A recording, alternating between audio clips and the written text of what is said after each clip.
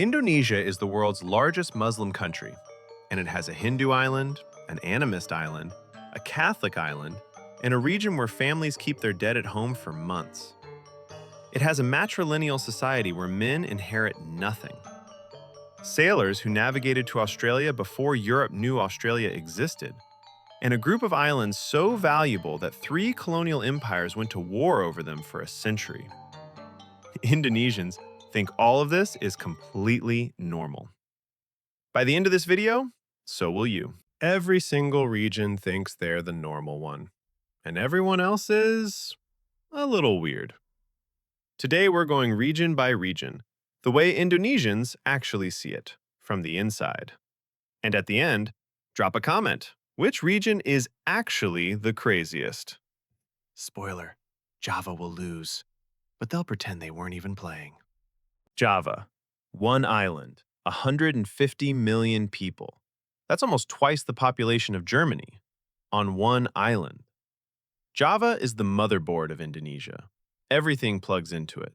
Politics, economy, culture, and without question, the world's greatest traffic jams. But here's what makes Javanese people genuinely fascinating. They never raise their voice. They never argue directly. If something bothers them, they'll smile, say "ngi," which means yes, and then do exactly what they planned from the beginning. Other Indonesians call that manipulation. Javanese people call it culture. Historically, this island was home to the Majapahit Kingdom, the Mataram Sultanate, the center of Dutch colonial rule, and the birthplace of both Sukarno and Suharto. Power has always lived here. Ask a Javanese person why Java runs everything, and they'll say, "We don't dominate, we stabilize." And honestly, that's so Javanese it hurts.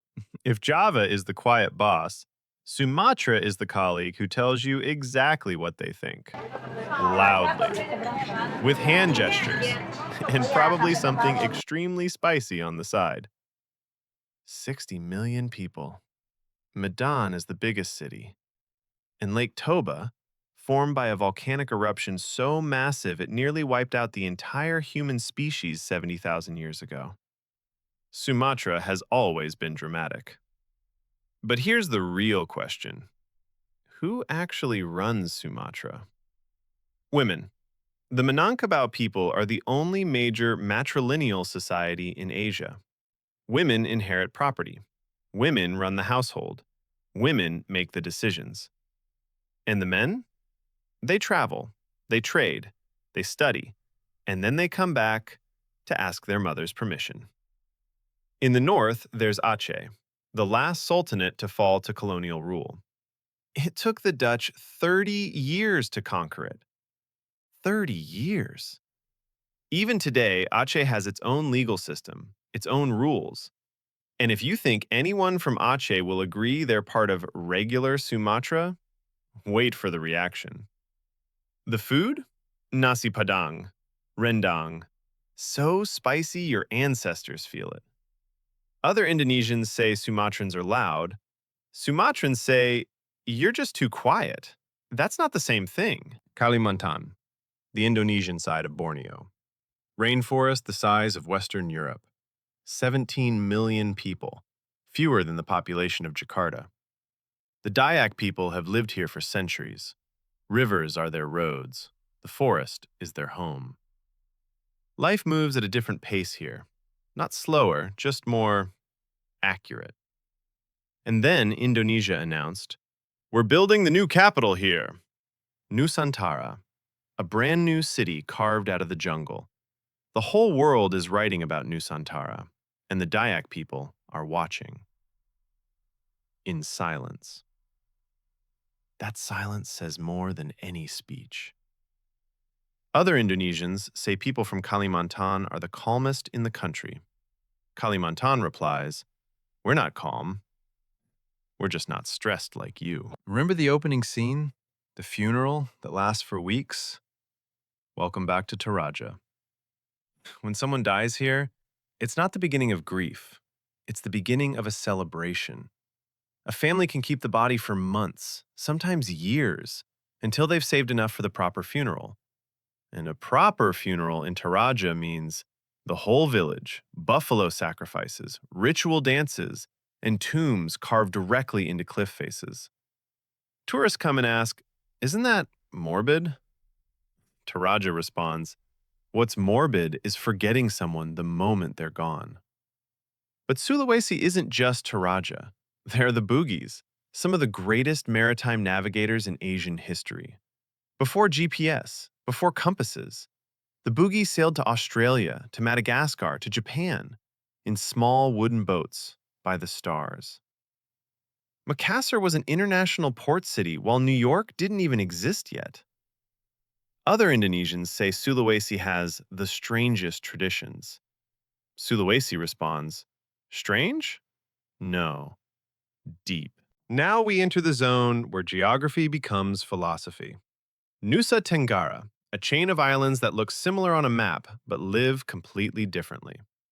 Bali, a Hindu temple on every corner, morning flower offerings on every doorstep. Even the roundabouts feel spiritual. Tourists think they discovered Bali.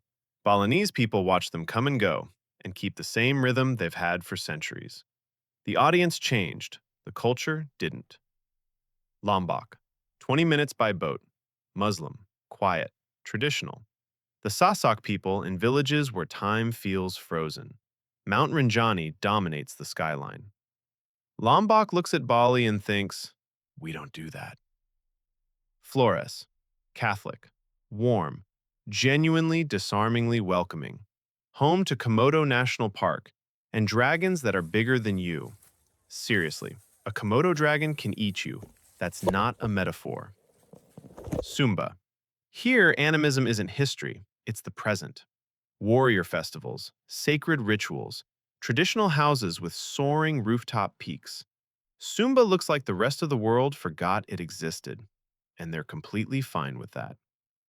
4 islands, 4 religions, 4 worlds.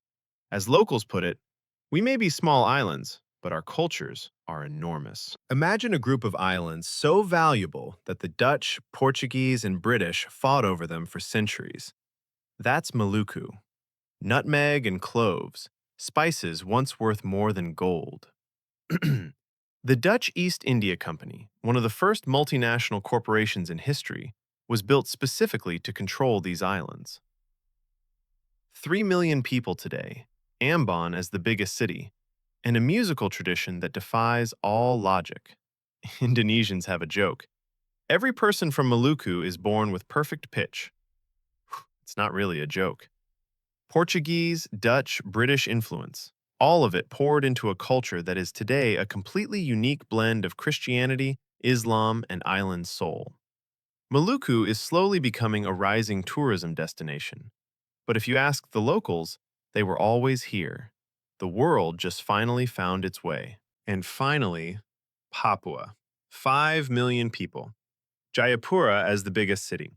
Puncak Jaya, the highest peak in Oceania, and a culture so distinct it doesn't fit neatly into any category in this video. Papua is Melanesia, not Asia.